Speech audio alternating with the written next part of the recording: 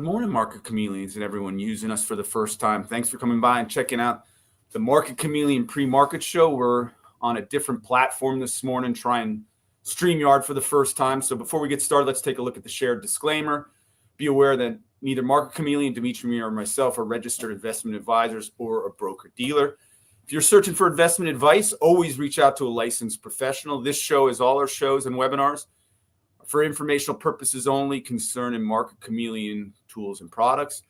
Take one last look at that disclaimer. And good morning, Demetri Park. Good morning, Will. How are you? Great. How you doing? Good. Good morning, everyone. Let me try sharing my screen here. So today we're going to look at finding large option spread trades, right? Yep. One second. Well, we're using a different software today, so I'm just making sure I'm clicking on the right thing. So do you see my screen? Yeah, I've got to add you to the stage. Enter stage right. There's the screen, buddy. Okay. Good morning, everyone. So I think today what we'll cover is finding large option spreads trades, and I'm going to come over here on our main menu under options. You see options volume. Yep. And we're going to start from here and then drill down to finding some large spreads that are trading in particular stocks. And I'll show you a little bit. This here is a report by symbol. Right now it's sorted by the highest option volume based on dollar value of the option trade, so the notional value. And if we scroll down here, we get this summary of all the volume that traded yesterday. We're not open today, so this is as of yesterday's close. And you could see here that 47% of all the option volume yesterday involved multi-leg trade, meaning that it wasn't just a buy or sell of a call or put. It involved another option leg or multiple option legs. So that's a significant part of the option volume, and we want to go and look at what people are doing. How are they using option spreads? Now let's scroll back up to the top, and here on this report we kind of get a summary or an idea of the breakdown of the option volume by stock symbol from a high level. And if we go from left to right, you could see here up top is Tesla. You have the stock price, you have the trade amount of trades, the dollar value of all the trades here versus the 90-day average. So here we could see yesterday the dollar value of the trades was 1.8 times its average daily volume. This is the breakdown by the call and put. And here we have the percent of the volume in Tesla that involved single leg option trades, so either a call or a put. And then we have multi-leg trades. So that was 23% of all the option volume in Tesla involved a multi-leg trade. Hey, D. Spread. Yes. Sorry to bother you. Rob is asking, could you go through the clicks to get to this screen again? Unfortunately, the way it's set up, going over to YouTube, the screen didn't show up right away when we were on a split screen, and so I had to change a feature to get the screen up. So now they can see it, but they didn't see the links to get there. The clicks. Yeah. So on the main menu, up top under options, if you come down to options volume, this third item, if you click on it, you'll come up to this screen. And perfect. Yeah, so this is a screen just to help find, because it lists all the stocks that trade options. and it could be just a starting point to narrow down the stocks that you're looking at. You can also screen by your watch list. So if you have a watch list, you could drop this down, pick the name, and then it'll screen out the symbols in your watch list. So if we come back to this multi-leg column here, it shows us that 23% of all the options volume in Tesla yesterday involved spreads. And from here, if we click on it, this will take us to another page where we could analyze those spreads or view the spreads. And when we look at the spreads, when they're reported on the trade tape, the trade tape doesn't tell you if it was a call spread or put spread or butterfly. You have to kind of assemble it and put it together yourself and make that interpretation. The trade tape itself just gives you, a line item that this option was part of a spread, and just by taking the surrounding data, you'd have to make that interpretation. But this software helps do that for us. Okay, so make that interpretation. So I'm going to click on this on the 23%, and it'll take me to a new page. And now you could see we're on Tesla. Can you see that, Will? Yep. It took us to a new page. And actually, I don't see it. All right, let me see if let me see if I'm still on the other screen. Okay. Let me see if huh? All right, let's see if you can switch it over. Yeah.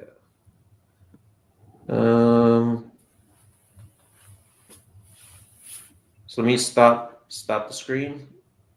Present. Good.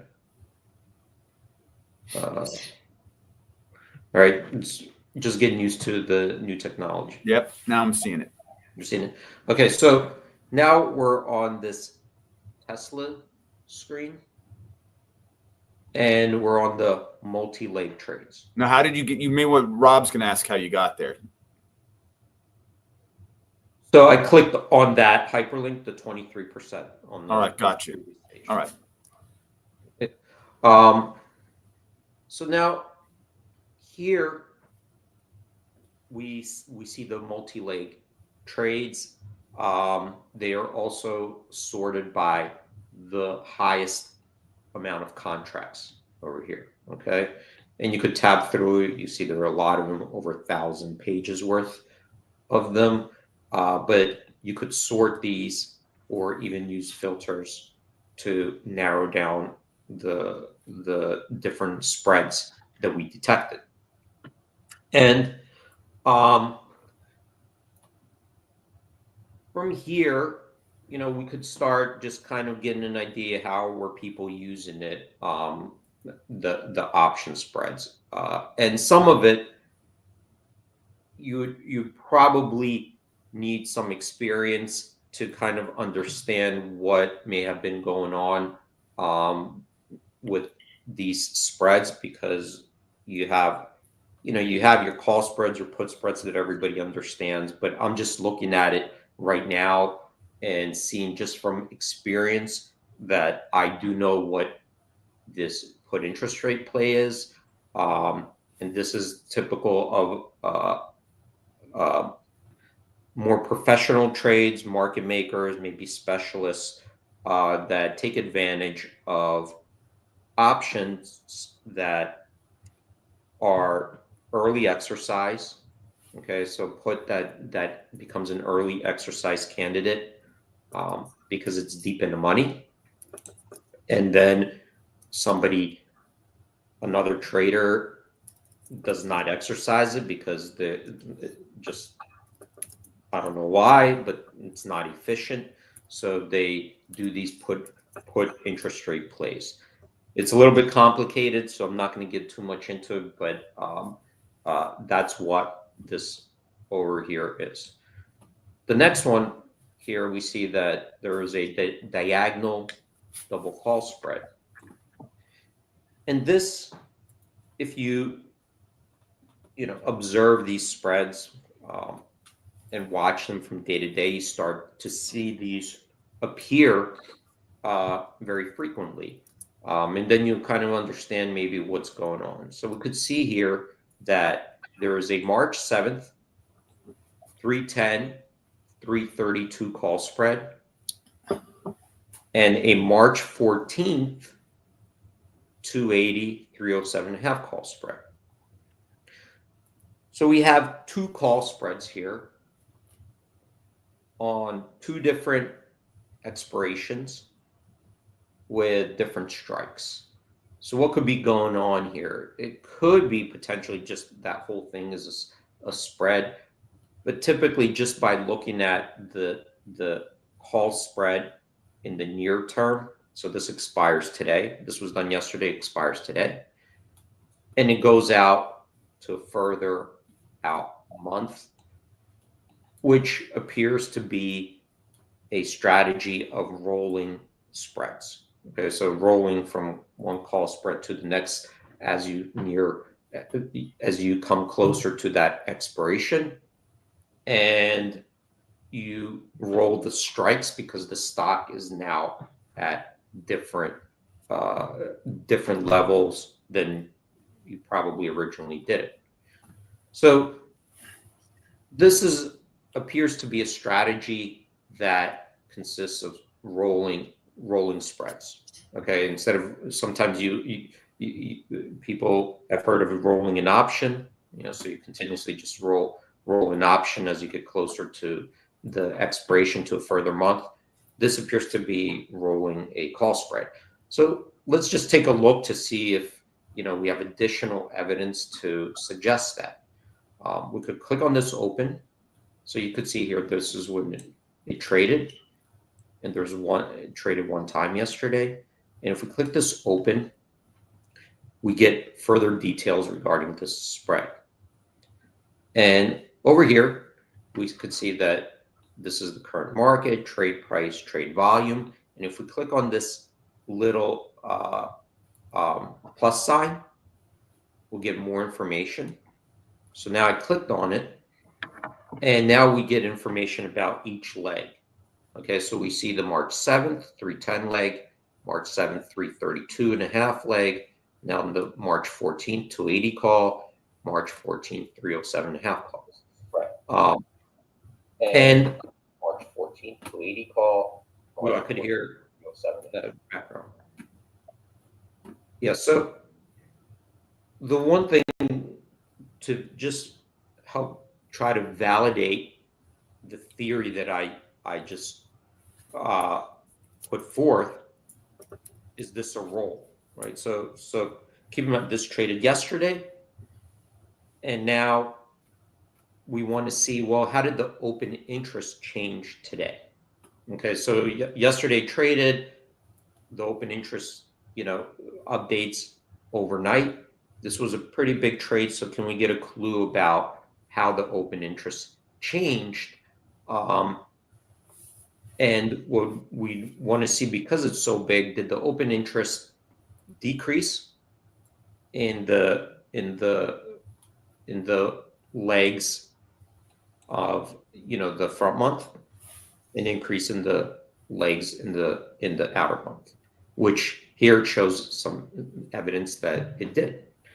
You could see here March 7th, 310 and 332 call, the open interest decreased. Now, not by the full amount, but that's also can be due to other trades happening in that March 7th. But it did decline, right? So it did decline here. And what happened in the open interest on the March 14th leg? So you could see here that on each leg, it was up over 11,900 on the March 280 call, and 11,800 on the 307.5 call, which supports that theory. It supports the theory that we're seeing a spread that appears to be a roll from one expiration to a further out expiration with different strikes. So that's what looks like it's happening here. And now we kind of get an idea of like how people or even large traders are using the options in Tesla. Do we observe this from repeating over time? So I'm going to close this, and you can see here there's another one over here, diagonal spread at 1132. March 7th, 307.5, 332, and the March 14th expiration, 285, 312.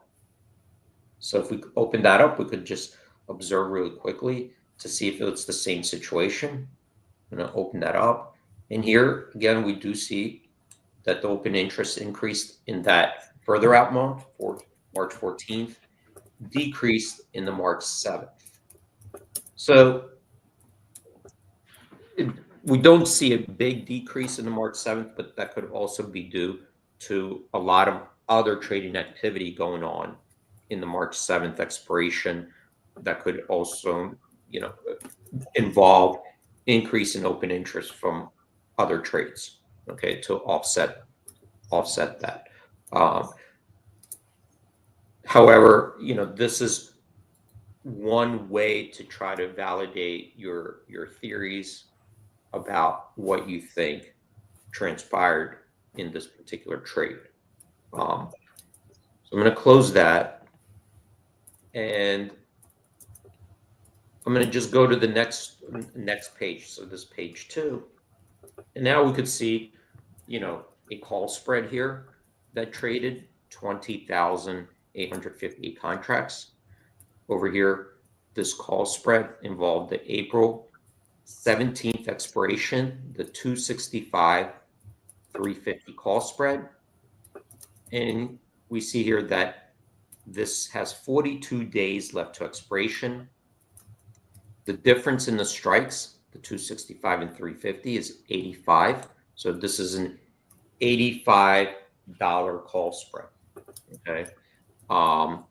And if we slide over here, we could see that it traded at $23.30 with the market at the time $23 bid and $23.30 ask, and the stock at the time was $269.65. So we could open that up, okay, because this is already the next day, and see what happened with the open interest on this particular spread. All right, and these two legs. So I'm going to click open, and now we get the details of it. So you can see here that spread, the last bid in offer is $20.35, $20.65. So it's lower, right, than where it traded. Right, it traded at $23.30. Now it's around, let's say, $28.50. And if we open up these legs, now we could see something different here. So what we see here is that the open interest on the 265 call, right, went from 643 to 20,324. It's up 19,000. Which is way higher than this volume. And then we see that the 350 call, the volume decreased by 3,500. Now there's lots of other trading going on here, and we'd have to look a little bit further into it to see what else happened on those strikes. But just observing this, it does potentially look like this was a roll too, rolling down from the higher strike to a lower strike. Okay, because we don't see an increase in both options. So that's potentially another role as the stock went down, rolling out of a higher strike to a lower strike. Okay, that's so far what the data is suggesting. If you wanted to go look at the individual legs down here, if you click on here, this is the actual spread.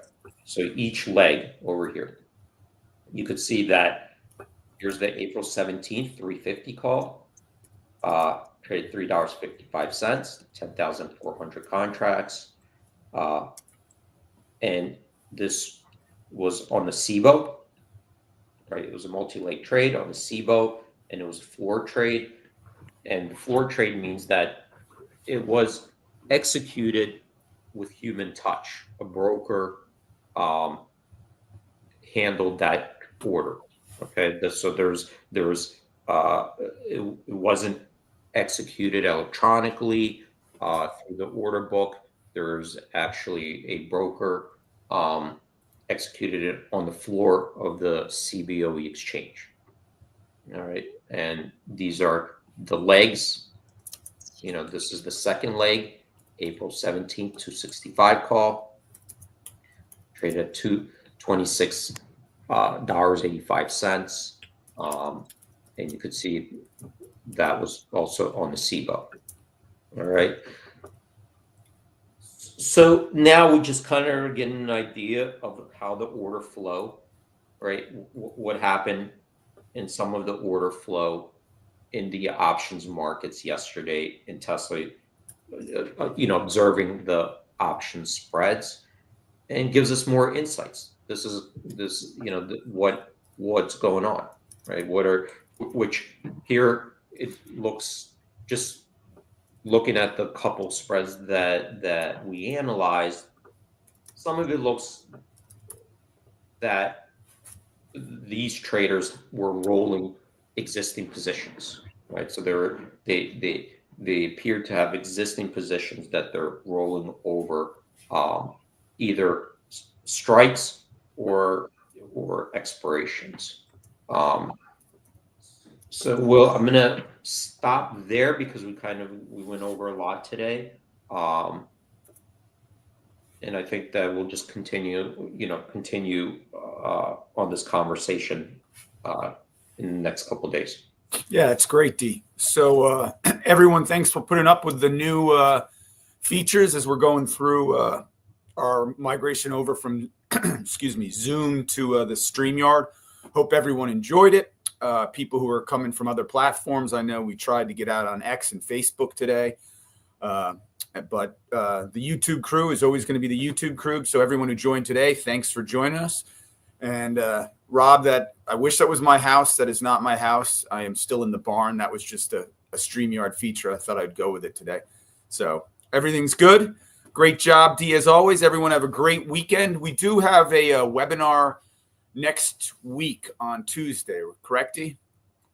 Yep. Next Tuesday, we're going to have a webinar with Interactive Brokers at 2 p.m. and that will discuss open interest. So that webinar will be only, focused on open interest, and we're going to go over some of the screeners and insights using some of the tools that we have.